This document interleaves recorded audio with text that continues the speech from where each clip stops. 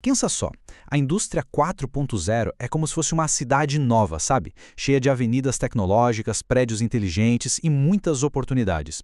Agora, imagina que para navegar nessa cidade, os nossos estudantes de cursos técnicos recebem um mapa velho, rasgado, totalmente desatualizado.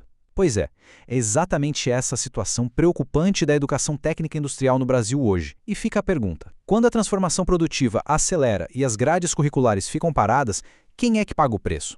A resposta é clara: é o estudante. Bom, vamos lá. Muita gente ouve falar de indústria 4.0 e pensa que é algo lá do futuro, né? Mas a verdade é que ela já está aqui, acontecendo agora. Ela é essa mistura de tecnologias digitais com o mundo físico, reorganizando as fábricas, conectando máquinas, usando dados para tomar decisões, enfim, é uma paisagem industrial completamente nova. E claro, ela exige um tipo de profissional totalmente diferente. E aqui a gente consegue ver o problema de forma escancarada. De um lado, a indústria avança numa velocidade exponencial, é uma aceleração que não para. Do outro, o currículo das escolas técnicas que deveria preparar a mão de obra para essa indústria, bom, ele está praticamente estagnado, parado no tempo. Então vamos entender melhor isso. O que mudou de fato na fábrica e onde é que a escola não está conseguindo acompanhar? A gente precisa entender como é esse novo chão de fábrica para saber o que ele exige de um técnico moderno. E olha, é importante a gente sacar uma coisa. Isso aqui não é mais conceito abstrato, não. Isso aqui é a caixa de ferramentas do dia a dia do novo técnico. Ele precisa saber lidar com análise de dados, resolver problemas complexos, operar interfaces digitais que são super avançadas. A régua subiu e muito. E essa situação toda acaba criando um paradoxo. Pensa bem, o Brasil tem uma das maiores redes de ensino profissional do mundo, é uma estrutura gigantesca. Mesmo assim, as empresas vivem dizendo como é difícil encontrar técnicos com essas competências mais modernas. Ou seja, a gente tem a estrutura, mas o produto final, que é o profissional qualificado, não está atendendo a demanda.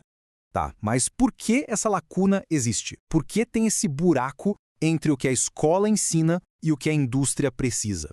O problema, pessoal, é mais fundo do que só falta de dinheiro. Ele está enraizado na própria estrutura do sistema. O que a gente tem, na verdade, é uma combinação de fatores que se retroalimentam.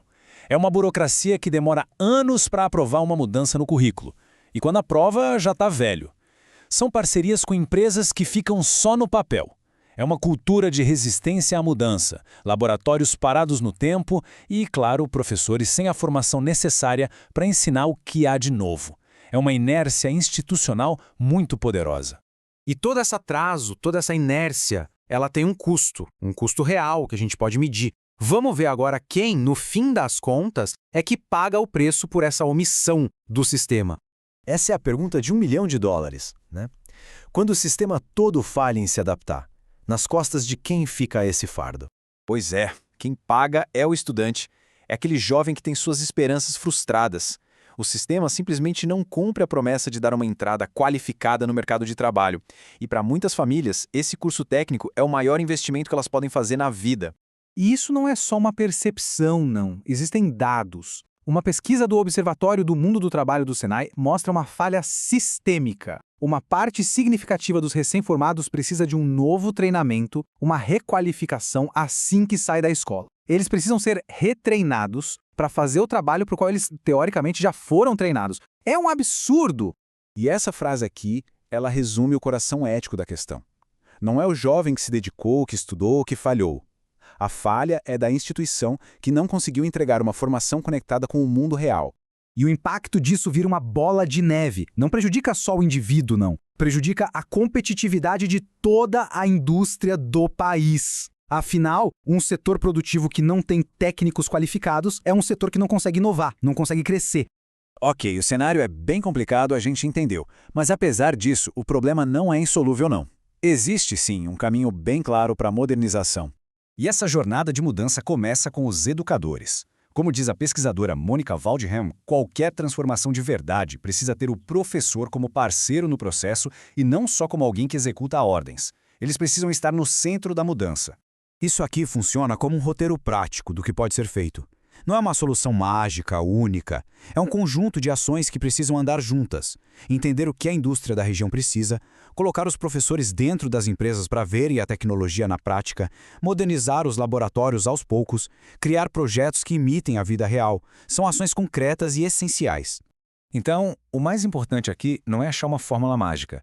A chave é ter um compromisso real com a ação e, principalmente, uma mudança de mentalidade. Sair de uma cultura parada no tempo para uma cultura de avaliação e melhoria contínua.